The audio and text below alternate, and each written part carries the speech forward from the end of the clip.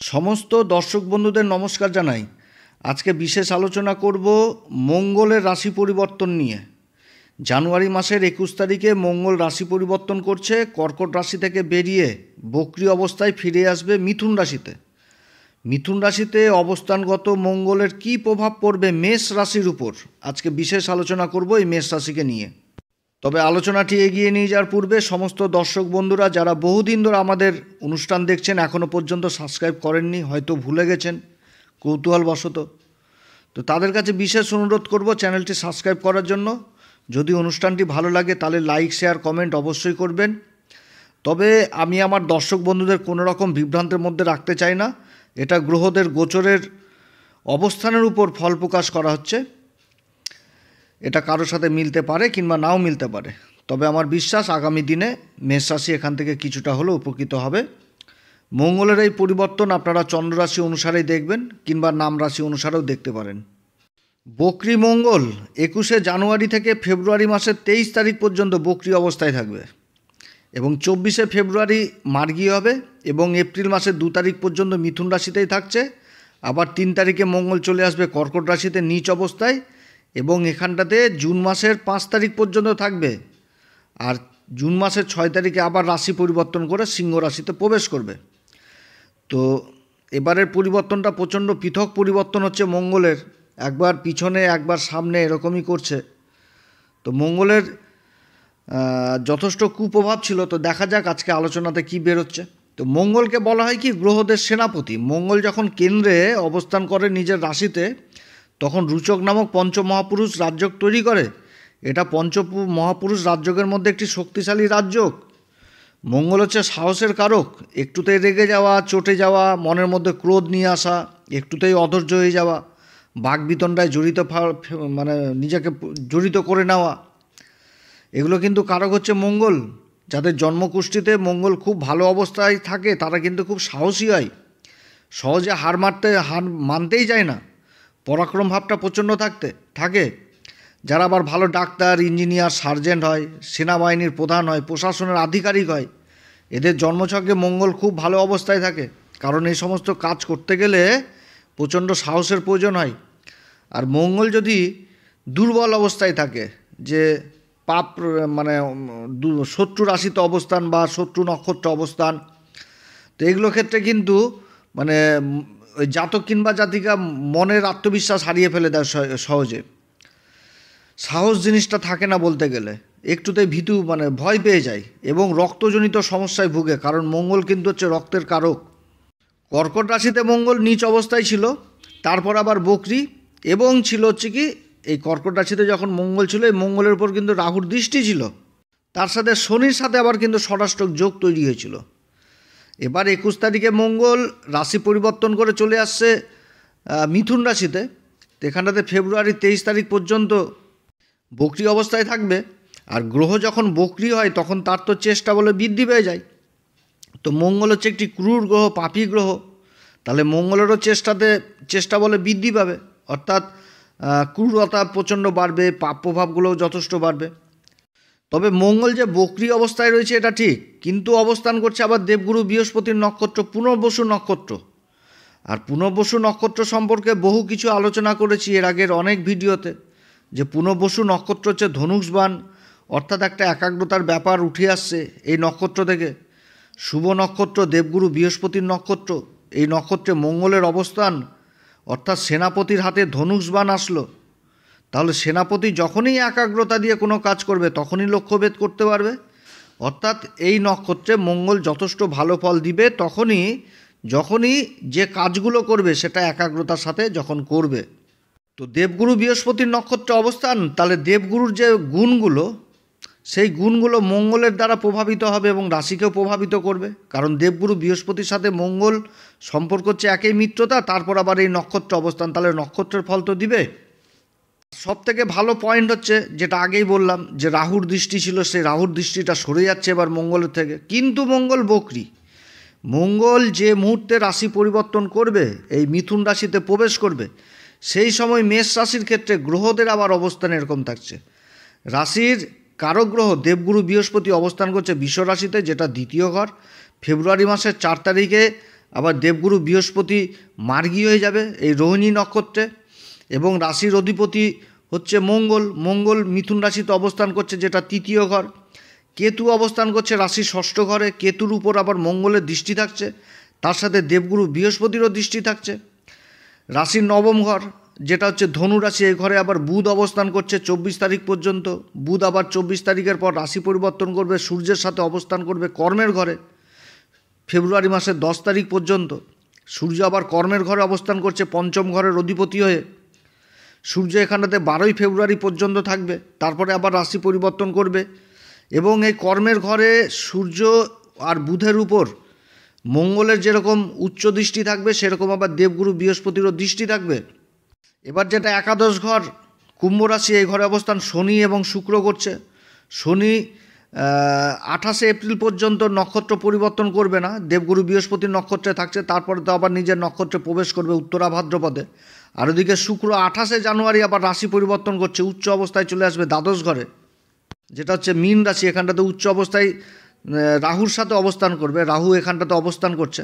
রাহু আবার মার্চের 16 তারিখ পর্যন্ত উত্তরা ভাদ্রপদ নক্ষত্রে থাকছে, তারপরে আবার দেবগুরু বৃহস্পতির নক্ষত্রে অবস্থান করবে।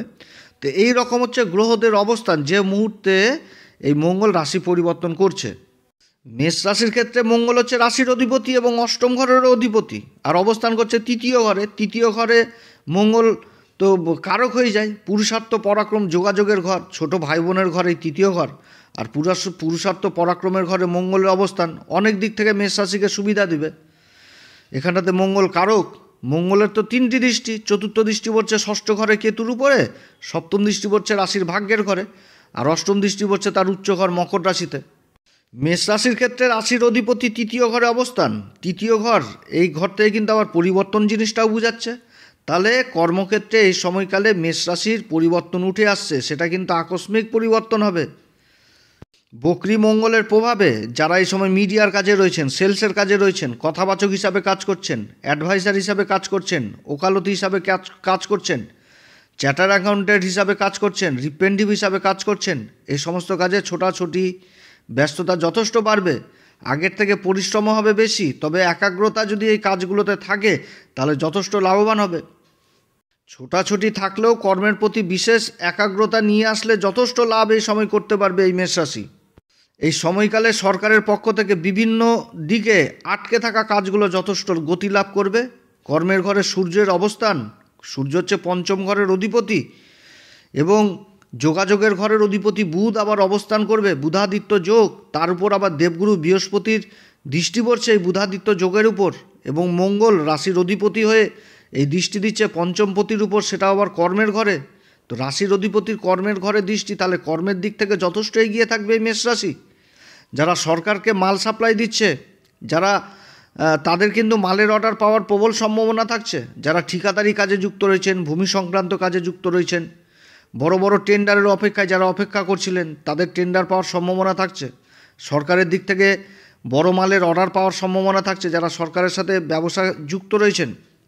এবার মঙ্গল হচ্ছে কি সবসময় অধৈর্য হয়ে যায়, একটুতেই ধৈর্য হারিয়ে ফেলে, চিড়চিড়াপন, ক্রোধ, মনের মধ্যে জেদ, এগুলো চলে আসে। তো এই সময়ে সরকারি অফিসারদের সাথে কোনো রকমভাবে বাকবিতণ্ডায় জড়িত হওয়া যাবে না, তাহলে কিন্তু হওয়া কাজ আবার বিগড়ে যাবে। মঙ্গলের দৃষ্টি ষষ্ঠ ঘরে কেতুর উপর পড়ছে, অর্থাৎ এই সময়কালে শত্রুরা ধারে পাশে আসার চেষ্টা করতে পারবে না। ঋণের জন্য যারা চেষ্টা করছেন তাদের ঋণের প্রাপ্তি হবে, সরকারি ঋণ। তবে ঋণ নিয়ে কাজ করা যাবে এই সময়কালে, কিন্তু ভুল করেও কাউকে ঋণ দেওয়া যাবে না। যদি ঋণ দেওয়া যায় তো সেই ঋণের টাকা একেবারে দিয়েই দিতে হবে, ঋণের টাকা ফেরত পাওয়া মুশকিল হবে। দেবগুরু বৃহস্পতির নক্ষত্র অবস্থান করে মঙ্গল ভাগ্যের ঘর ধনু রাশিকেই দেখবে, যেটা হচ্ছে দেবগুরুর রাশি। এই সময়কালে ভাগ্যের সঙ্গ পাবে মেষ রাশি। ট্যুর অ্যান্ড ট্রাভেলিংয়ের কাজে যারা জড়িত রয়েছেন তাদের জন্য যথেষ্ট ভালো সময় হতে যাচ্ছে। যারা সেনাবাহিনীর কাজে যুক্ত রয়েছেন, প্রশাসনের কাজে যুক্ত রয়েছেন, তাদের এই সময় প্রমোশনের যোগ থাকছে। বা এই সমস্ত কাজের যারা বহুদিন ধরে চেষ্টা করছেন, যাদের কল লেটার, প্রমোশন লেটার আটকে রয়েছে, ট্রেনিংয়ের লেটার আটকে রয়েছে, তাদের কিন্তু এই সমস্ত কাগজপত্র হাতে পাওয়ার সম্ভাবনা থাকছে। আবার কর্মসূত্রে বিদেশ যাত্রা হওয়ার প্রবল সম্ভাবনা থাকছে। কর্মসূত্রে বিদেশ যাওয়ার যারা চিন্তা ভাবনা করছেন তাদের যাত্রার সম্ভাবনা থাকছে এ সময়। ইম্পোর্ট এক্সপোর্টের কাজে যারা জড়িত রয়েছেন তাদের জন্য যথেষ্ট ভালো হতে যাচ্ছে। এছাড়া হোটেল ব্যবসার সাথে যারা যুক্ত রয়েছেন, খাবারের ব্যবসার সাথে যুক্ত রয়েছেন, রেস্টুরেন্টের কাজে যারা যুক্ত রয়েছেন, এই সমস্ত কাজ ভালো চলবে। কৃষিজাত দ্রব্যের ব্যবসার সাথে যারা যুক্ত রয়েছেন, কাঁচামালের ব্যবসা যারা করছেন কৃষিজাত, তাদের জন্য যথেষ্ট ভালো সময়। তবে ওই যে বললাম, একাগ্রতা রাখতে হবে, ধৈর্য জিনিসটা রাখতে হবে এই সময়, না তো বাকবিতণ্ডায় জড়িত হলে কাজ কিন্তু ভণ্ডুল হয়ে যাবে। আর মেষ রাশির সবথেকে বাজে স্বভাব হচ্ছে কি, যারা একসাথে 10-12টা কাজ করার চিন্তাভাবনা করে, যেটা করব ওটা করব সেটা করব এরকম করার চিন্তাভাবনা করে। আর যদি এর মধ্যে কোনো কাজ মানে ছুটে যায় বা কাজের কোনো একটা নেগলিজেন্সি থাকে বা কিছু একটা অভাব থাকে, তো সেটার দিকে দেখার কিন্তু চেষ্টা করে না, আর পরে কিন্তু ওই কাজটাই মাছের কাটার মতন গলায় আটকে যায়। অতএব কর্মক্ষেত্রে কোনো রকম নেগলিজেন্সি করা যাবে না। যে কর্মটা করতে হবে সেটা একাগ্রতার সাথেই করতে হবে, কারণ যে নক্ষত্রটা পাচ্ছে এই সময় সেটা হচ্ছে পুনর্বসু নক্ষত্র, যার সিম্বল হচ্ছে ধনুষবাণ। অর্থাৎ সেনাপতির হাতে যদি ধনুষবাণ আসে, তাহলে লক্ষ্যভেদ করতে গেলে তো একাগ্রতার প্রয়োজন রয়েছে সেনাপতির। এখানে তো চঞ্চল জিনিসটা করলে হবে না। অতএব মাথা ঠান্ডা করেই যে কোনো কাজ এই সময় করতে হবে। বক্রি অবস্থায় মঙ্গল তৃতীয় ঘরে অবস্থান করবে। তৃতীয় ঘর থেকে আমরা ছোট ভাই বোনদের সাথে সম্পর্ক জিনিসটা দেখি। অতএব ছোট ভাই বোনদের সাথে রাগারাগি, ঝুরঝামেলা এগুলো হওয়ার কিন্তু প্রবল এই সময় সম্ভাবনা থাকছে। অতএব এদিকে কিন্তু যথেষ্ট সাবধানে, এদিকে ভাই বোনদের সাথে কোনো রকমভাবে ঝুরঝামেলা করা যাবে না। প্রয়োজনে এই সময়কালে তাদের কিছু গিফট বা উপহার যদি দেওয়া যায়, তাহলে কিন্তু যথেষ্ট ভালো পরিণাম পাওয়া যাবে এই মঙ্গলের গোচরে। এছাড়া এই মঙ্গলের গোচরে ভালো ফল পেতে গেলে প্রত্যেক দিন হনুমান চল্লিশা, বজরংবাণ এগুলো পাঠ করতে হবে। এগুলো পাঠ করার আগে শ্রীরাম সীতার প্রণাম মন্ত্র অবশ্যই করতে হবে। আর তার সাথে বলবো, এই মেষ রাশির যখনই শনি রাশি পরিবর্তন করবে, তখন থেকেই কিন্তু 7.5 প্রথম চরণ শুরু হয়ে যাবে। আর বহু মেষ রাশি এখন থেকেই এর ইফেক্টটা পেতে শুরু করেছে, 7.5 ইফেক্ট, যে মানে হঠাৎ কোনো কাজ থেমে যাওয়া বা কাজের প্রতি একটা গতি কম হয়ে যাওয়া, এগুলো কিন্তু যথেষ্ট শুরু হয়েছে মেষ রাশির জীবনে অনেকের ক্ষেত্রে।